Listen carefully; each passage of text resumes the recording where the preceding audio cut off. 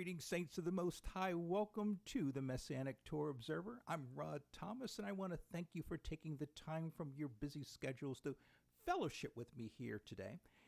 And I pray that you, your families, and fellowships are doing well and are abundantly blessed. Well, we have a lot to cover today, so let's get right into this. This is, did the Apostle Paul sanction or did he permit the eating of all meats? And this will be a messianic examination of 1 Timothy chapter 4, verses 1 through 5.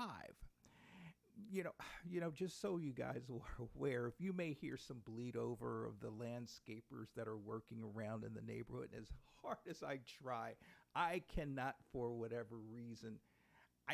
some reason get rid of those things, and they turn up every single time I'm recording, so it seems. So please forgive me if you hear some bleed over from their cutting machines, their trimming machines, and all the stuff that they love to do on this day of rest, which is a Sabbath when I'm recording this. So that's that. Now, our discussion here today will serve as another installment to our massive Pauline Hebrew Roots series that is designed to address those hard to understand and challenging Pauline passages that many in denominationalism have twisted, have misinterpreted, or misrepresented to further their own Torah, or anti-Torah, I should say, gospel agenda. Now, some of you who have been following our Pauline Hebrew Roots series for any appreciable length of time may be wondering why we are so abruptly shifting our focus away from the book of Romans to today's discussion of a passage in 1 Timothy. Well, here's why. A very dear brother and longtime supporter of this ministry asked me to clarify for him the actual meaning of 1 Timothy chapter 4, verses 1 through 5, which I was happy to do. But after responding to him, it occurred to me that maybe it was time that I shared my thoughts and understanding of this passage with you all as well, and to do so on this program here on TMTO. And just so you're aware, beloved, we will return to our examination of Romans, Abba willing, in our next installment of this series. But in case you're not familiar with this key Pauline passage, it reads as follows. Now, the Spirit speaketh expressly, that in the latter times some shall depart from the faith, giving heed to seducing spirits and doctrines of demons, speaking lies in hypocrisy. This is verse 2 of Romans. I'm stuck in Romans, 1 Timothy chapter 4. This is verse 2. Speaking lies in hypocrisy, having their conscience seared with a hot iron. Verse 3. Forbidding to marry. And here's where we're really going to be focusing on. Verse 3. And commanding to abstain from meats, which Yah hath created to be received with thanksgiving of them which believe and know the truth. Verse 4. For every creature of Yah is good, and nothing to be refused, if it be received with thanksgiving. And lastly, verse 5. For it is sanctified by the word of Yah and prayer.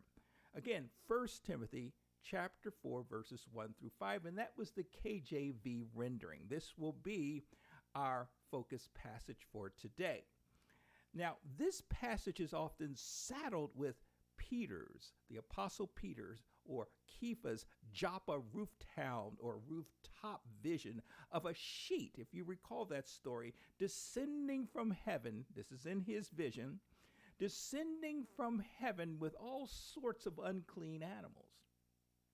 And an unnamed voice instructs Kepha to what? Rise, kill, and eat the creatures on the sheet, with the admonishment of what Yah has made clear or clean, he must not consider he, being Peter, must not consider as unclean any longer. And that was Acts chapter 10, verses 11 through 13. And of course, the anti-Torah crowd has chosen to ignore the full context of Kepha's or Peter's vision here by insisting that the dietary laws, along with the rest of Torah, has been done away with. But the one with eyes to see and ears to hear will find Kepha, or Peter, later in this same chapter of Acts 10, interpreting his own vision. And that interpretation had absolutely nothing to do with Yah's people being permitted to consume unclean meats or whatever foods they so chose or choose outside of Torah's instructions. But as we all are aware, expressed truth, even when it's right out in the open, is rarely enough to sway one who is hell-bent on disobeying his or her Creator's instructions to them at all cost. Now, if you recall our very last TMTO discussion entitled, Does Torah Cause Someone to Sin More?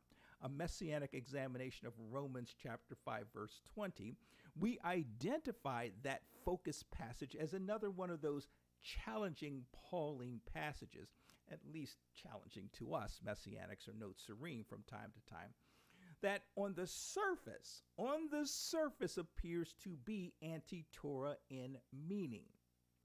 That is, these difficult passages appear on the surface to be that of Paul telling his readers that the Torah has been done away with. Well, in today's focus passage, a standard rote mechanical reading of the text, outside the framework of all reasonable contextual understanding, that is, taking into consideration the previous verses of Ephesians leading up to previous verses of 1 Timothy, not Ephesians, but 1 Timothy leading up to our focus passage, taking into account the apostles' entire body of writings, taking into account the teachings of Master Yahushua Messiah, taking into account, see all these things, taking into account the cultural, the historical, the situation on the ground, prompting the apostle to write the passage in the first place, and not taking the passage in question as a standalone scriptural soundbite, such that when read outside the contextual framework, outside of all these considerations that I just mentioned, the focus passage would seem to support an understanding that the apostle was affirming to Timothy, in particular verses 4 and 5, that the consumption of all meats, whether they're clean or unclean, was henceforth and forevermore permissible. Amen. But is this indeed the case? Was the apostle affirming to Timothy, who was well versed in Torah and the gospel that Yahushua taught through his mentor Paul, was the apostle affirming here in this and other similar passages that the mitzvot, the commandments regulating the consumption of meats by Yah's set-apart people, had become null and void? Well, the denominationalists, the anti-Torah crowd, certainly believe and teach that this was what the apostle to the Gentiles was advocating. So today, beloved, we will delve into 1 Timothy chapter 4, verses 1 through 5, and determine whether the denominationalists are correct in their understanding of this passage. Now, as I mentioned in our last installment, before we go any further in our discussion, I need you to first put on your pro-Torah glasses and recall all that we've discussed about the apostles' hard to understand, difficult to interpret passages, and then apply those principles to the examination of our focus passage here today. For if we approach this passage outside the contextual framework of the whole of Scripture, and the context of the whole of Scripture is that it is pro-Torah, from Genesis through Revelation, from the beginning or from the original covenant to the renewed covenant.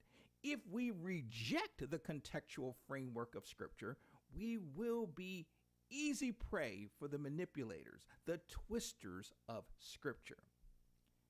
For our Bible and our faith were in fact founded upon Yah's eternal, holy, and righteous ways, which are inextricably linked to his Torah, and which forms the basis upon which a substantive covenant relationship with the creator of the universe rests. Brethren, with 100% certainty, I can tell you that the Apostle Paul was not doing an about-face on the Torah prohibition against consuming unclean meats, as stipulated in Leviticus or Vayikra chapter 11 and Deuteronomy or Devarim chapter 14, here in our focus passage. And for anti-Torah denominationalists who have made it their mission in life to take our focus passage and others like it and promote a lawless, grace-perverted gospel, well, they are in danger of finding themselves and those whom they've tricked into believing their false teachings named among the children of disobedience and children of wrath, and being called least in the kingdom of heaven. But rather, the apostle is advocating Torah living for Yah's people by challenging and confronting the anti-Torah false teachers of the proto-Jewish Gnostics of his day. 1 Timothy chapter 1, verses 5 through 8. But the aim of our instruction is love that comes from a pure heart, a good conscience, and a sincere faith. Verse 6. Some have strayed from these and turned away to empty discussions. In verse 7, and this is really what we need to really drill down and focus on. Verse 7. They want to be teachers of the law. What law? We must presume it's the Torah, the written Torah. But they do not understand what they are saying or the things they insist on so confidently. In verse 8, but we know that the law is good. I thought Paul did not care for the Torah. But let me read this again. But we know that the law, the Torah, is good if someone uses it legitimately.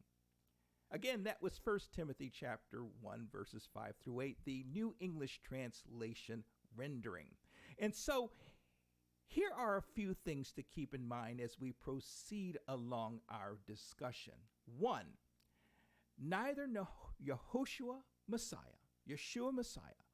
or for that matter, the Apostle Paul, Shaul, had the authority to reverse Yah's Torah provisions, including those provisions regulating clean and unclean foods. Number 2, to falsely accuse the apostle of being the face of the denominationalist anti-Torah agenda. Well, it rejects everything that the apostle taught and professed as it relates to his unshakable loyalty and adherence to Yah's Torah and the faith once delivered.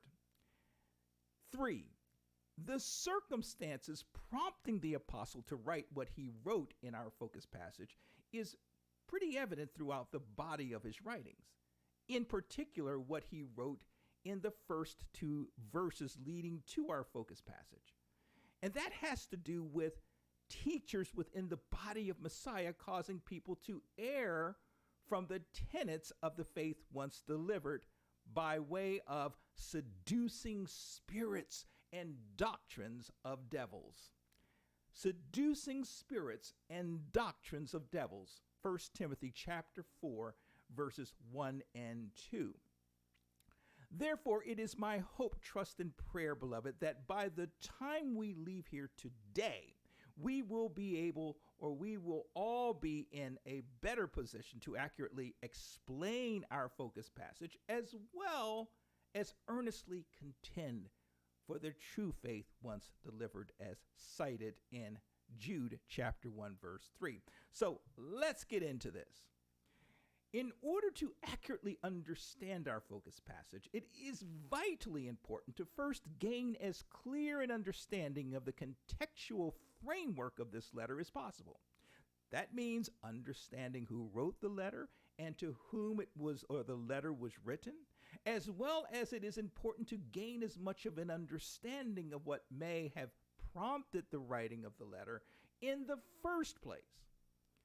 The issues, the events, the circumstances, and the situation on the ground in Ephesus at the time Shaul wrote this letter to Timothy. Therefore, I am a staunch advocate for reading the entire letter of 1 Timothy to gain this overall contextual understanding of all the moving parts associated with our focus passage.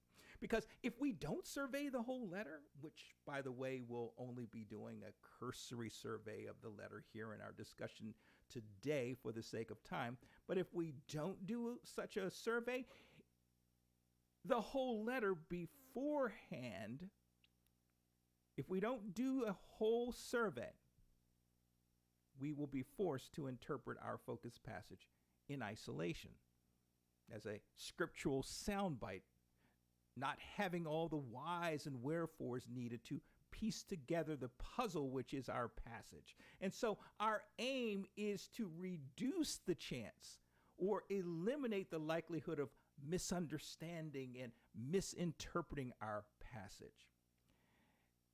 We must always remember, beloved, that this, as well as all the other Pauline letters, were not written to us as individuals, nor were they written to the general body of Messiah.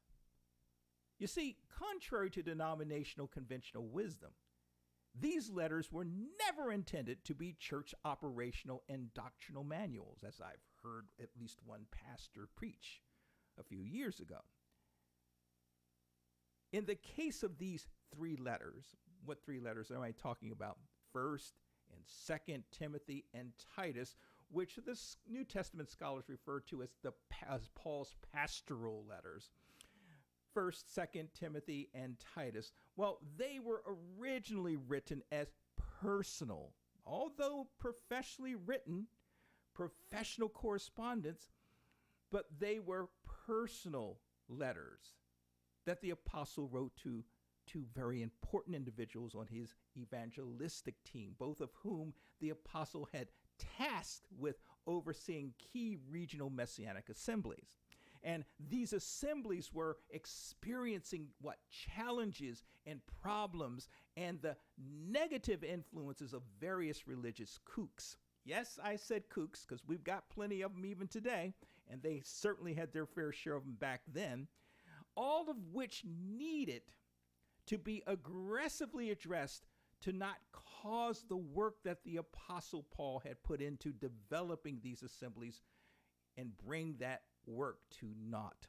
And so these letters provide us, some 2,000 years removed, a snapshot of the apostle's struggles to keep the Messianic assemblies he oversaw from failing or entirely succumbing to the evils of false teachers and their teachings. So the apostle was insistent on these two men, Timothy and Titus, staying true to the doctrines and truths that he taught them. And basically, he's saying to them, imitate my boldness, my being Paul, imitate his boldness and zeal for the faith and for their offices. 1 Timothy, along with two other pastoral letters of 2 Timothy and Titus, were written by the apostle Shaul, or Paul, with Luke possibly acting as the apostle's secretary or scribe. And it is believed by some New Testament scholars that the apostle wrote his first letter to Timothy while traveling to or evangelizing Macedonia.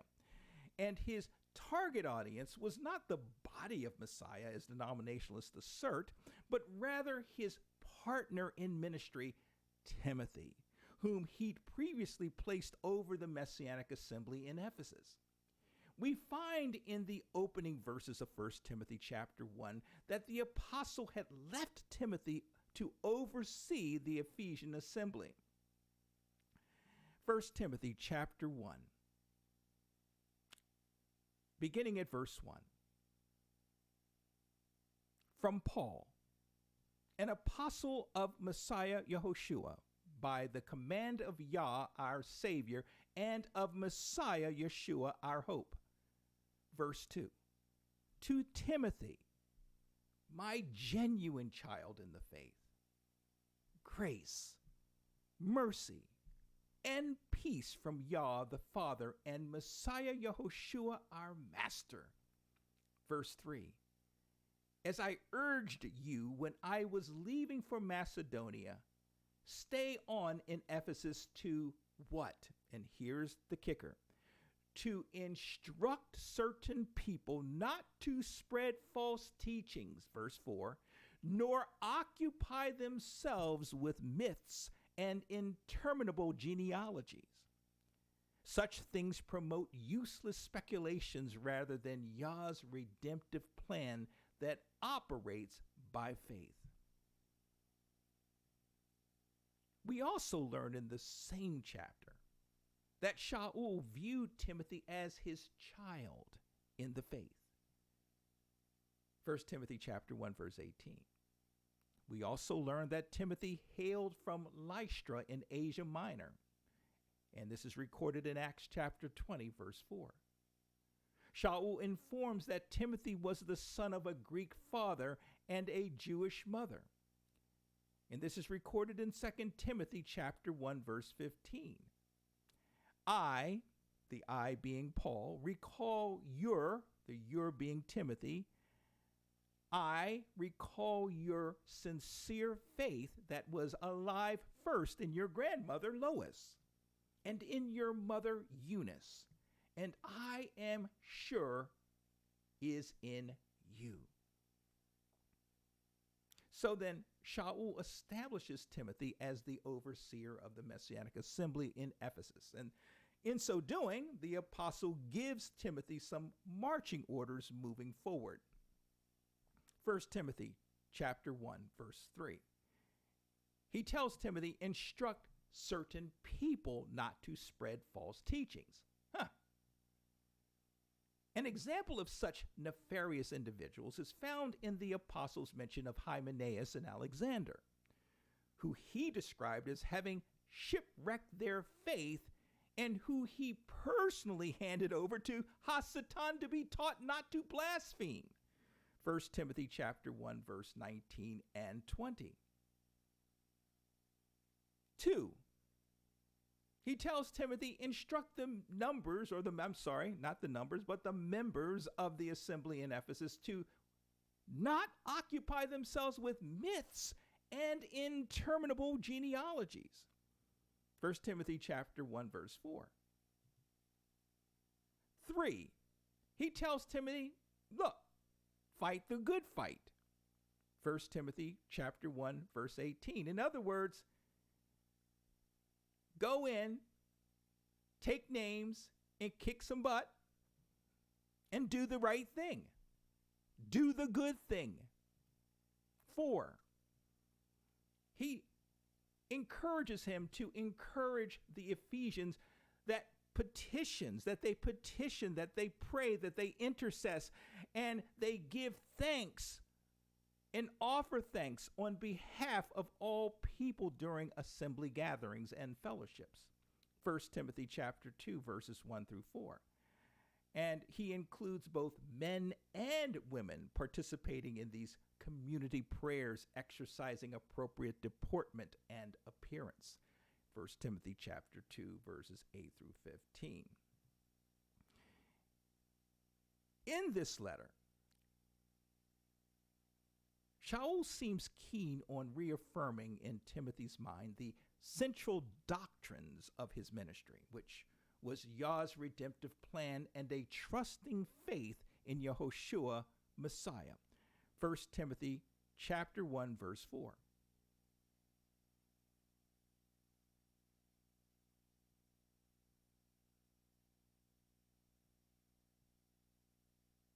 Let's look at 1 Timothy chapter 1, verse 8.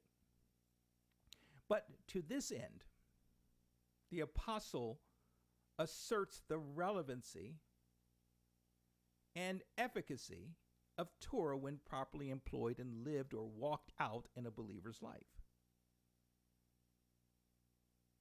And besides the obvious, why was the apostle so keen on getting Ephesus back on track in terms of the assembly adhering to the doctrines taught them by Shaul?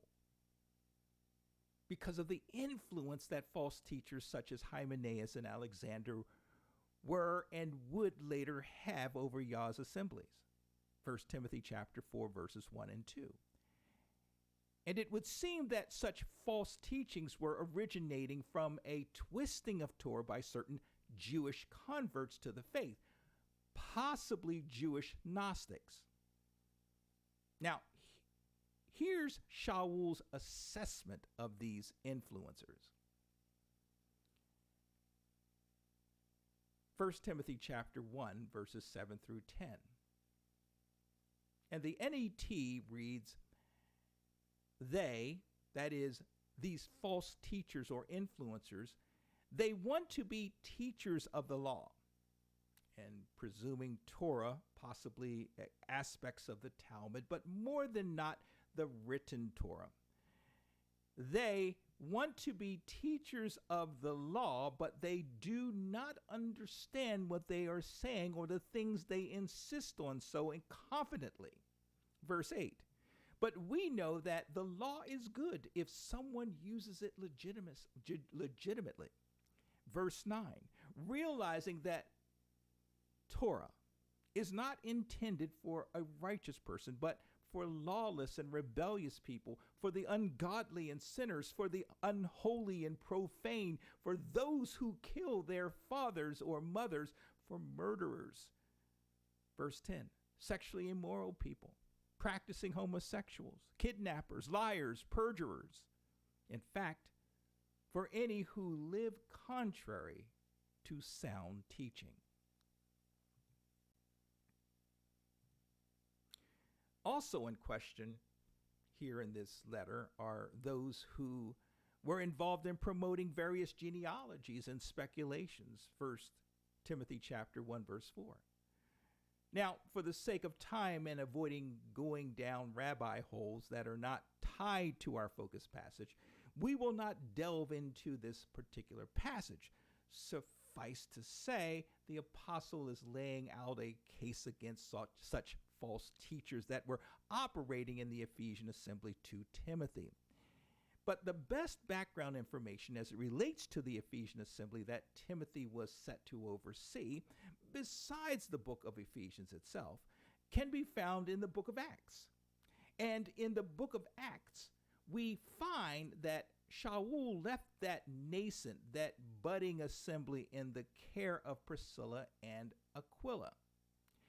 Priscilla and Aquila were a Roman Jewish couple who were expelled from Rome during Emperor Claudius's purge of the Jews from Italy. And it's a fair guess that this couple were members of the Roman Messianic assembly that endured a great amount of persecution under Emperor Nero. Shaul meets this couple in Corinth, and he recruits them to be members of his evangelistic team. And they all travel with Shaul to Ephesus, and the apostle leaves Aquila and Priscilla there to oversee that nascent, that budding Ephesian assembly. And this is all recorded in Acts chapter 18. Now, the budding Ephesian assembly, that nascent Ephesian assembly, could not have been in better hands under the watchful eye of Aquila and Priscilla, as they were well versed in the faith once delivered. And this is evidenced by the couple educating the visiting evangelist Apollos, who Luke described as an eloquent speaker with a thorough knowledge of the Tanakh. The limits of his understanding of the faith once delivered were derived from him being a disciple of Yochanan or John the Immerser. And this is recorded in Acts chapter 18, verses 24 through 28. But it appears that after the departure of Priscilla and Aquila, seemingly back to their hometown of Rome, they must have left for whatever reason, but they felt it was good and safe to go. And also Apollos left as well. The Ephesian assembly seems to have sort of dissolved, possibly as a result of her not having competent leadership left. I mean, you've lost Aquila and Priscilla, and Apollos did his time and his stint there. And so there's no competent leadership there. And Luke's narration does not provide us any clear explanation as to why the Ephesian assembly faded out in its first iteration. But we do know that Shaul returned to Ephesus later on in another missionary journey and established another foothold in that city. He was successful in locating and ministering to a handful of disciples. In addition to his preaching, I guess these disciples, I should say, were leftovers from maybe the first iteration that was being overseen by Aquila and Priscilla and Apollos. But in addition to his preaching in the city's synagogue for 3 months, disputing and persuading the things concerning the kingdom of Yah, Acts 19, verse 8. This was what Paul did on his second return to Ephesus, and working alongside with this handful of disciples that he came across upon his return. Unfortunately, it would appear the synagogue members were not very accepting of the apostles' gospel message, prompting Shaul to move his evangelical operations to the school of Tyrannus, and to refocus his efforts on making disciples of Ephesian Gentiles. Acts chapter 19, verse 9. And it appears that this school of Tyrannus was a center for various forms of Greek learning. It was clearly open to accommodating and facilitating the apostles' work in Ephesus, and the apostle worked out of that facility for the better part of 2 years, according to Acts chapter 9, verse 10. It turns out that Ephesus and the school of Tyrannus became the central hub of Shaul's global evangelistic operations, Acts chapter 19, verse 10.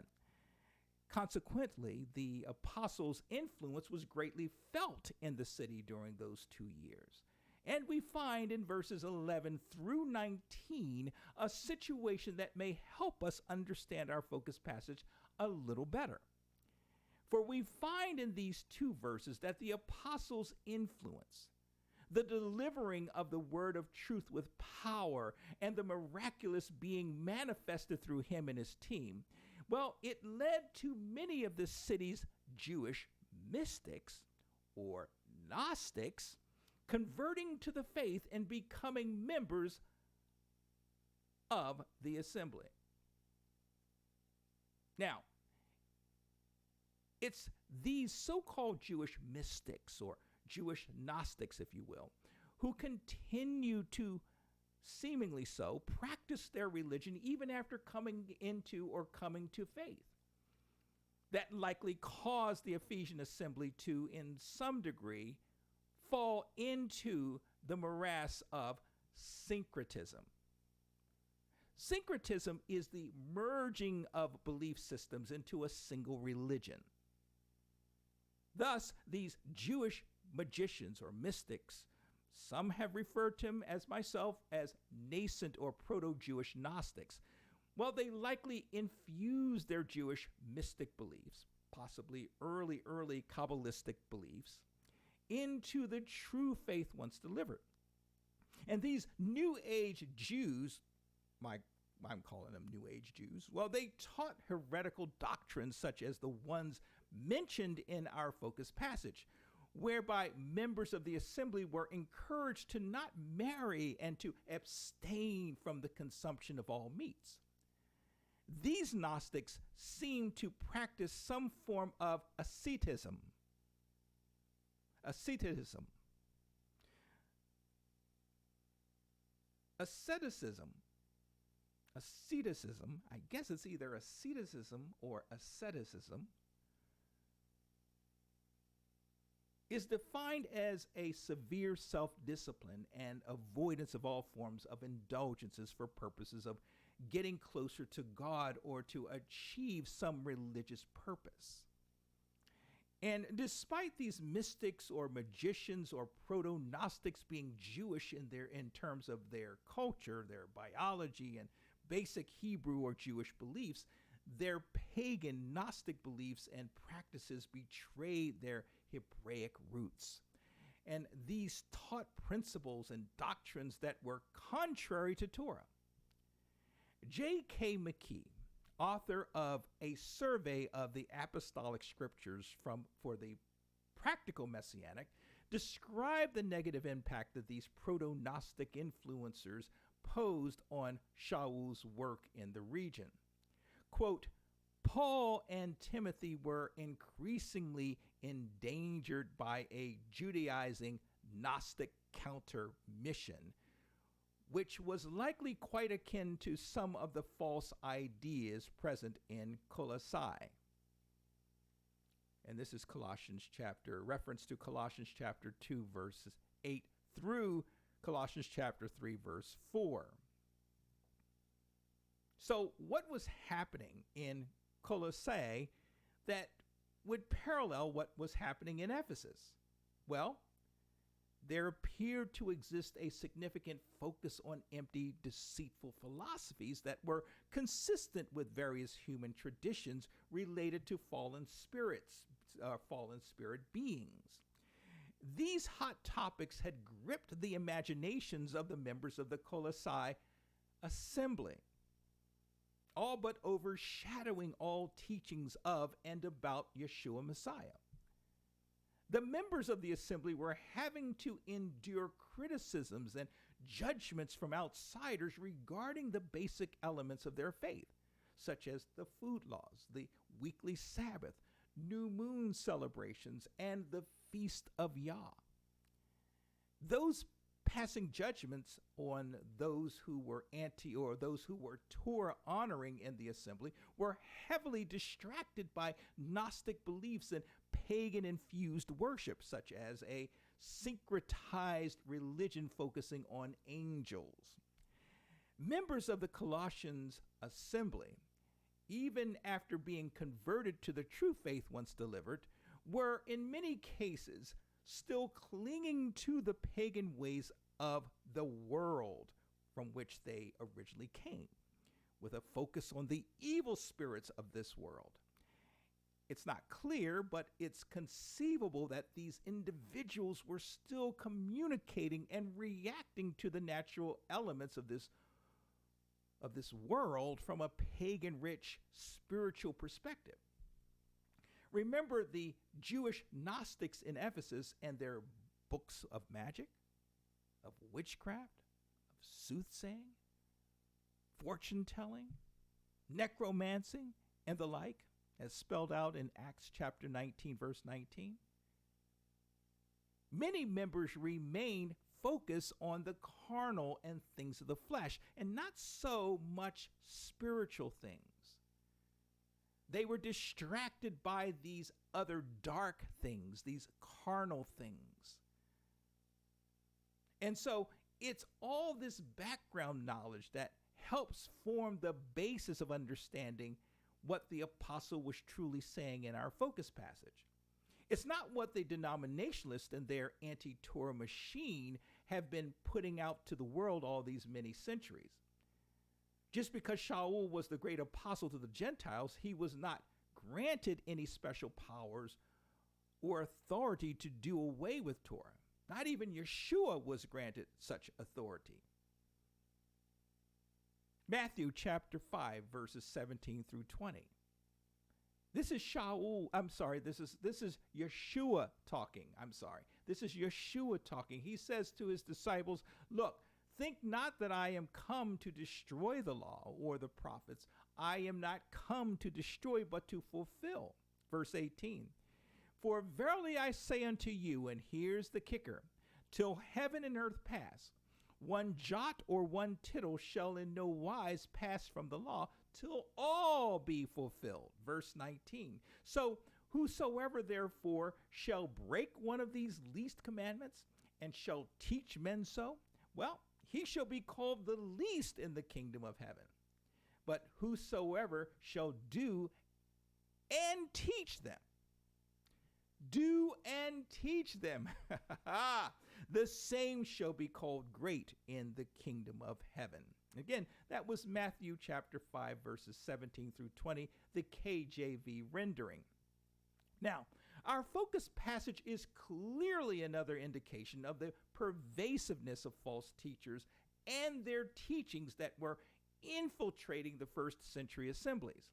And all indications are that many of these false teachers were proto-Jewish Gnostics. Although in Shaul's day, I should say, Gnosticism had not fully come into its own. And please don't get me wrong, beloved. Converted Gentiles were not to be excluded from this group of false teachers and their false teachings. For these too brought into the faith once delivered their pagan rich baggage from their former lives. The apostle makes mention of such things with his phrase, quote, philosophy, vain deceit after the tradition of men, after the rudiments of the world, the rudiments or the elemental spirits of the world, end quote. Colossians chapter 2, verse 8 and verse 20, KJV rendering. So with all this background information that we've thus far accumulated, we can now move forward and directly examine our focus passage and see if we can accurately interpret or decipher what the apostle was writing to Timothy. First Timothy chapter 4, let's look at verses 1 and 2, verses 1 and 2, talking about the latter time departing from the faith. And Shaul writes, now the Spirit speaketh expressly, that in the latter times some shall depart from the faith, giving heed to seducing spirits and doctrines of devils, verse 2, speaking lies in hypocrisy, having their conscience seared with a hot iron. In these two verses, the apostle mentions that in the latter days,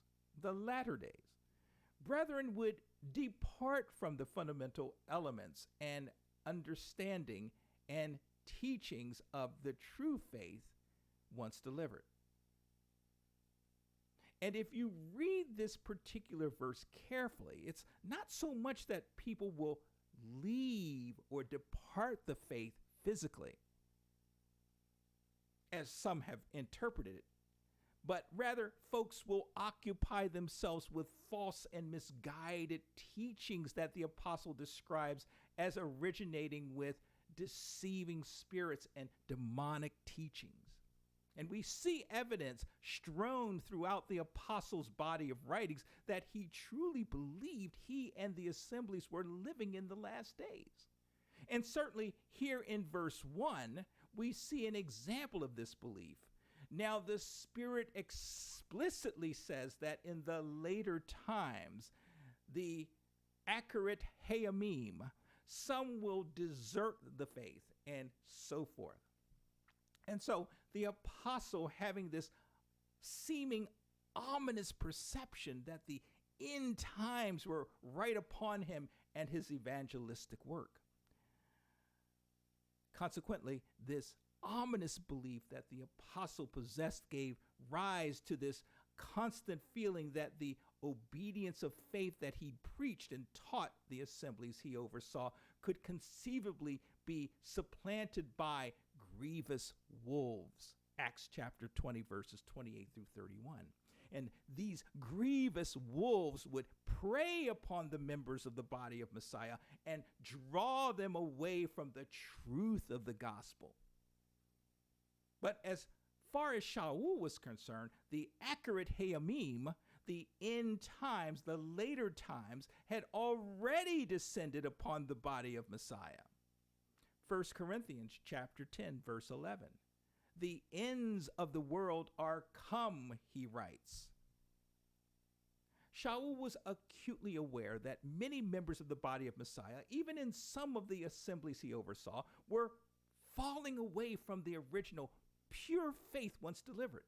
Their substitute for the true faith being a syncretized religion that originated from deceiving spirits and demons.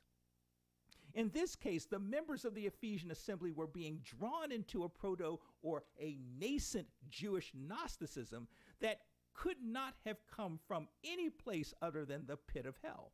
And so this verse forms sort of an introduction to that which will come in the remaining 3 verses of our focus passage regarding the consumption of meats by Yah's people.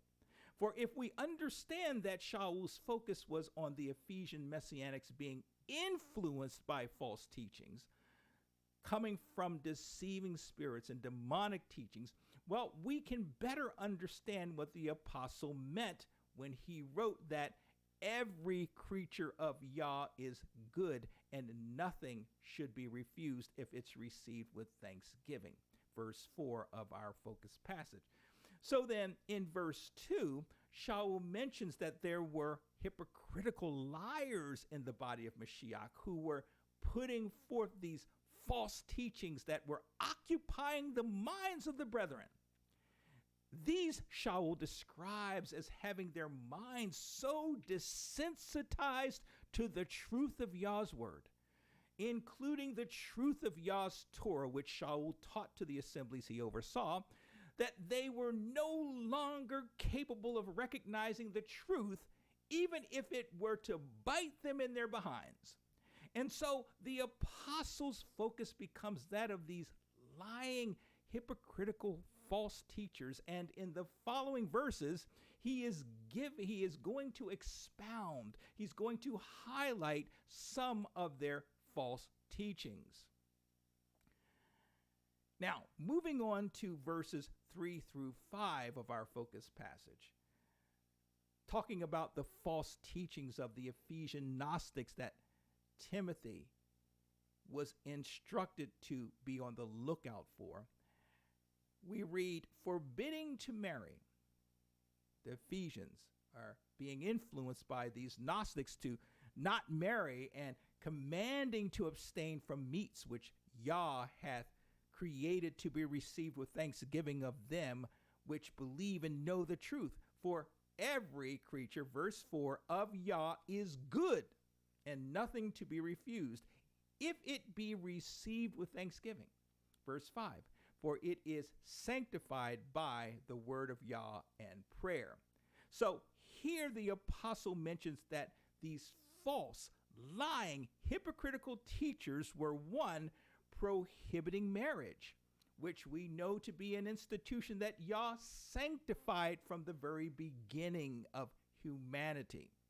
And 2, these false teachers were requiring the brethren to abstain from foods that Yah created to be received with thanksgiving by those who believe and know the truth. What are those foods that the apostle is saying these false teachers are prohibiting the brethren from consuming? Well, the Hebraic understanding of what we are to consume as food and what we are not to consume is spelled out in Leviticus or Vayikra chapter 11 and Deuteronomy or Devarim chapter 14 verses 1 through 21. For the sake of time and sparing your endurance and all that, we are not going to get into. This is not so much a discussion on what is permitted to be eaten and what's not, as much as what was the apostle saying in our focus passage regarding the consuming of meats. But Yah had in these 2 passages of Leviticus 11 and Deuteronomy 14, Yah had Moshe write down for us what he considers to be food and what he considers not to be food. Contrary to denominationalist conventional wisdom, the apostle here in these 3 verses was confronting the issue of asceticism.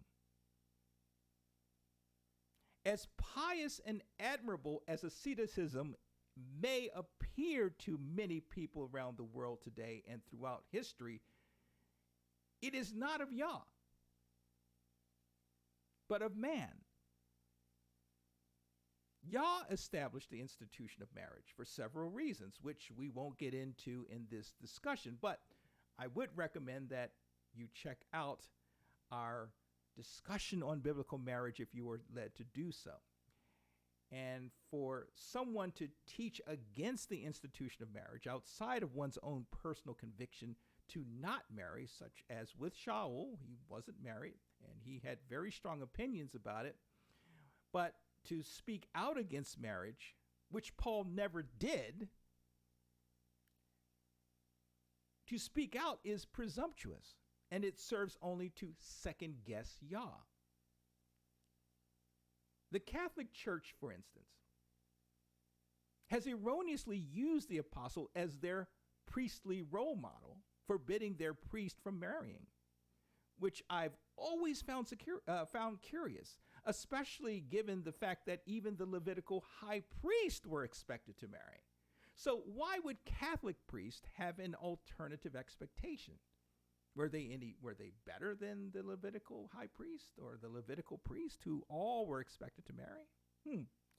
Now, the abstinence of foods that Yah created to be received with thanksgiving, as Shaul referenced here, is not at all related to kashrut, or the Orthodox Jewish dietary laws, which is in and of itself interesting, given that the dietary asceticism the apostle is referring to here was being taught and likely enforced upon certain Ephesian assembly members by Messianic Jews.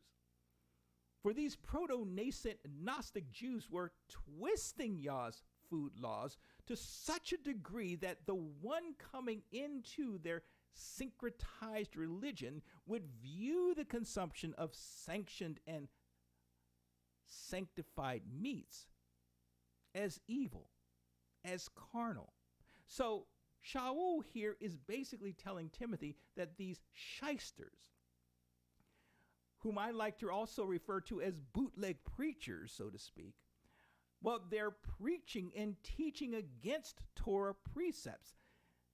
Not, however, against Torah precepts as the denominationalists, as the anti-Torah crowd would have us believe, but rather they were preaching and teaching that the brethren should abstain from those meats that Father Yah has sanctioned as food.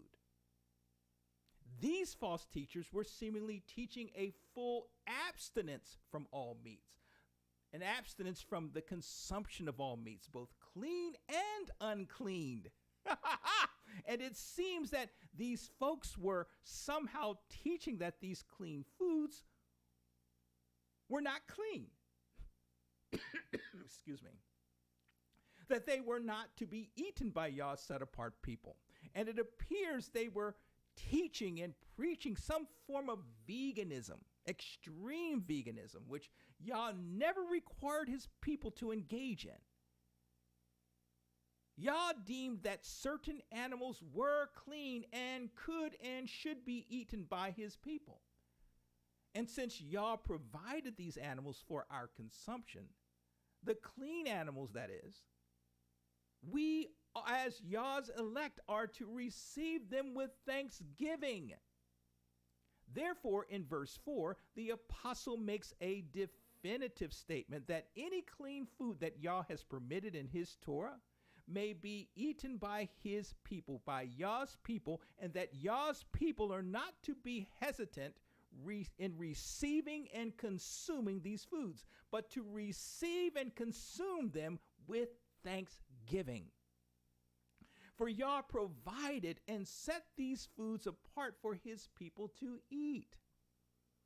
And he set them apart for us to eat by stating it in his Torah, and we give thanks for that food when we bless the Eternal with our thanksgiving prayers each time we sit down to eat. Yes, denominationalists, the anti-Torah folk, have taken our focus passage well out of its contextual framework, and they've done so by leaving out or ignoring or simply reading over verses 1 and 2, which I stated earlier sets the stage for what the apostle was confronting in his message to the evangelist Timothy. Shaul, a Torah-loving emissary of Yahushua Messiah, would never advocate any of Yah's people consuming forbidden, unsanctioned, unclean meats or foods. He taught Torah, and he stood by Torah through and through. Therefore, we really must take everything the apostle writes in context. And yes, sometimes his writings are extremely challenging to understand. But once we know what the apostle truly stood for, his writings are not all that difficult to understand. So when we take into consideration all that we've discussed relating to our focus passage, we can safely conclude that the apostle was strictly addressing false teachings that targeted Torah instructions related to 1, marriage, and 2, meat consumption by Yah's people. It was clear that these false teachings, which I believe were tied to a growing Jewish Gnostic influence, as stated in 1 Timothy chapter 1, verse 7, those who the apostle described as wanting to be teachers of Torah, even though they did not understand either what they were saying or the matters about which they make confident assertions. This threat not only happening in Ephesus, but in other assemblies that Shaul oversaw.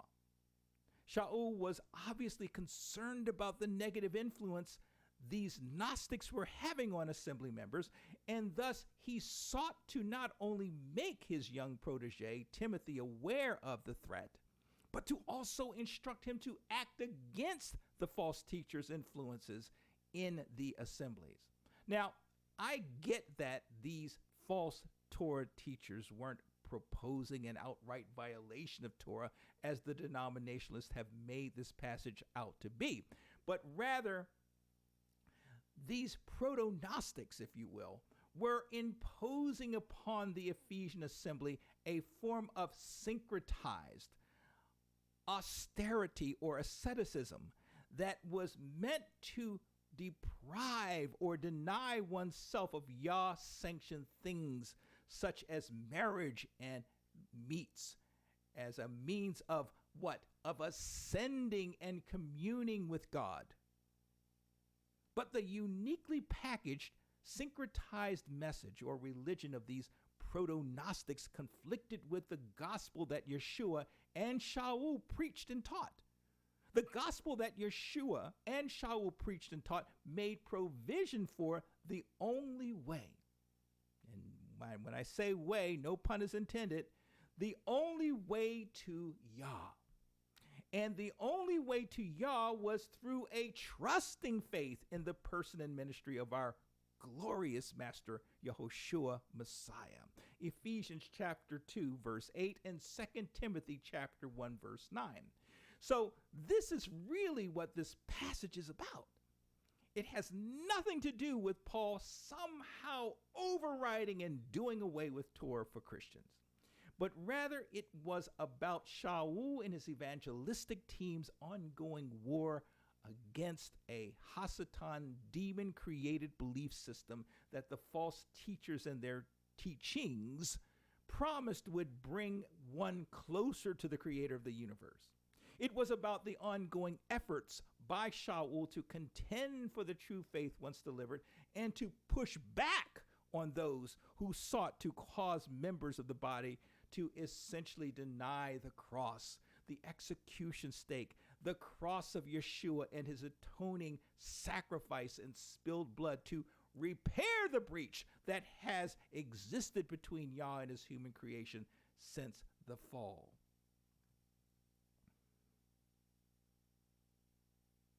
Ephesus does clean up the false teaching problem that the apostle was concerned about in our focus passage today by the time Yochanan or John the Just wrote his book of Revelation. And we find in Revelation chapter 2, verse 2, a very interesting but powerful insight on the latter part of the first century, what Ephesus, the assembly in Ephesus, had become. And Master, the glorified, the exalted, our Master Yeshua says to John to write this message to the church or the assembly of Ephesus. He says, I know your works as well as your labor and steadfast endurance. So they'd recovered from their problems. And he continues, and that you cannot tolerate evil. You have even put to the test those who refer to themselves as apostles, but are not, and have discovered that they are false. And that is certainly a good thing that we see has happened to Ephesus. However, Master did tell the Ephesian assembly that he was upset over their forsaking their first love amid their cleaning up the false teachings and ridding themselves of false teachers.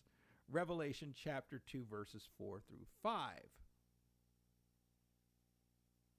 Yeshua says, if you love me, keep my commandments.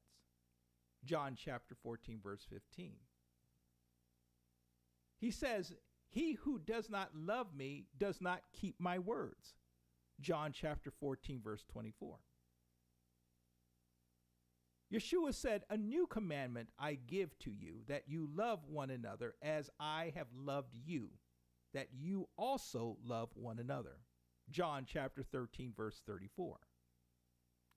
You see, it's one thing to rid ourselves of false teachings and heretical false teachers, which we absolutely need to be on guard for and make sure we don't tolerate them in our midst.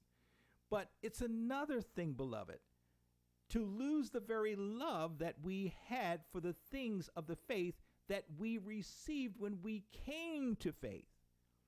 It's vitally important to maintain that first love. For the consequences of one not maintaining that first love is for Master Yehoshua himself, as he cautioned the Ephesians, removing our lampstand from its place. Revelation chapter 2, verse 5.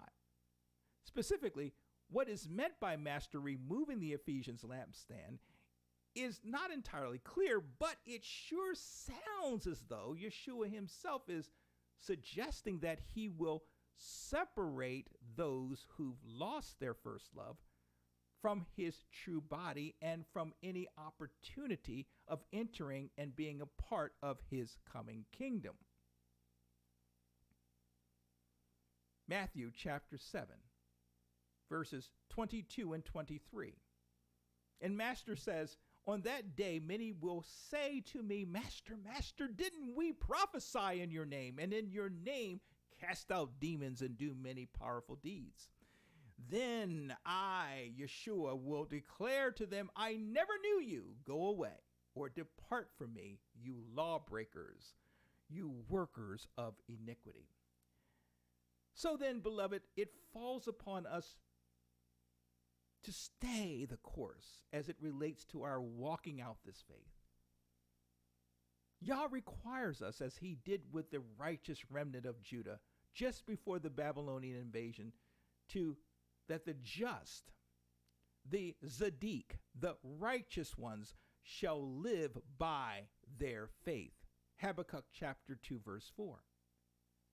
Indeed, there are several difficult passages in Scripture that the enemy has twisted and misinterpreted and misrepresented to coax and bamboozle Yah's people to transgress his Torah. But Master stated to his disciples back in the day, and this is Matthew chapter 5, verses 19 through 20. He says, whosoever therefore shall break one of these least commandments and shall teach men so, well, he shall be called the least in the kingdom of heaven. But whosoever shall do and teach them, the same shall be called great in the kingdom of heaven. For I say unto you that except your righteousness shall exceed the righteousness of the scribes and Pharisees, well, you shall in no case enter into the kingdom of heaven.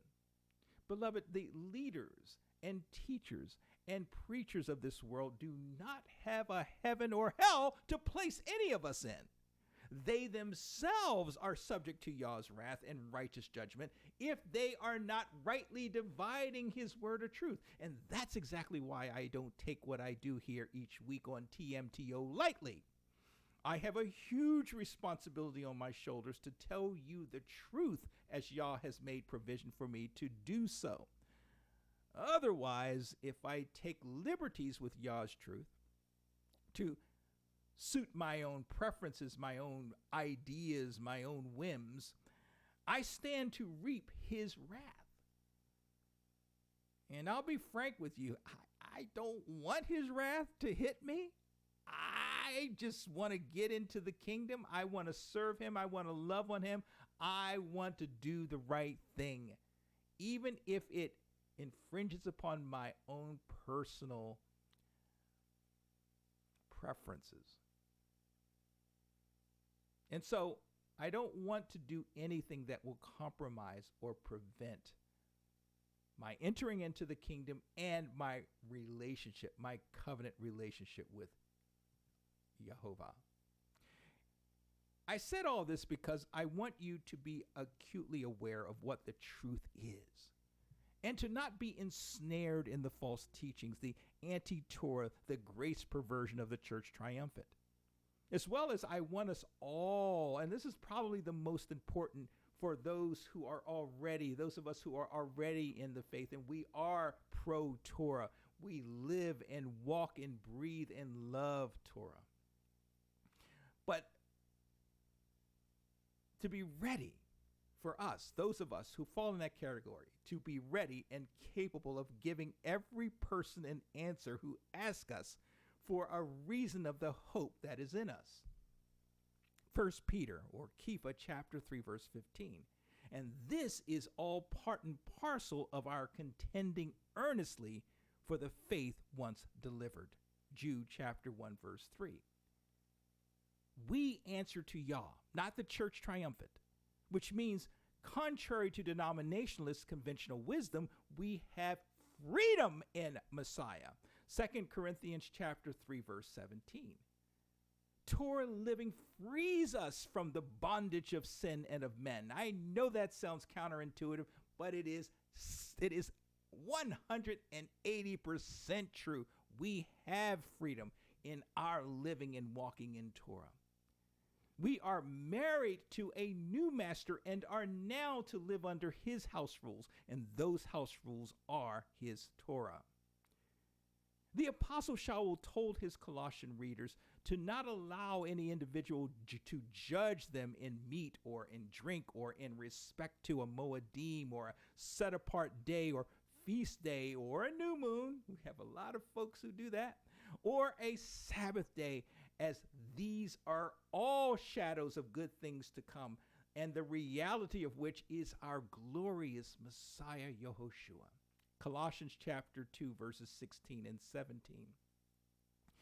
Besides, why would we want to defile these temples with that which is not food? 1 Corinthians chapter 6, verse 19. This is what the denominationalists are trying to get us to do. And that has to be coming from Satan. Yah's presence deserves a holy place in which to dwell.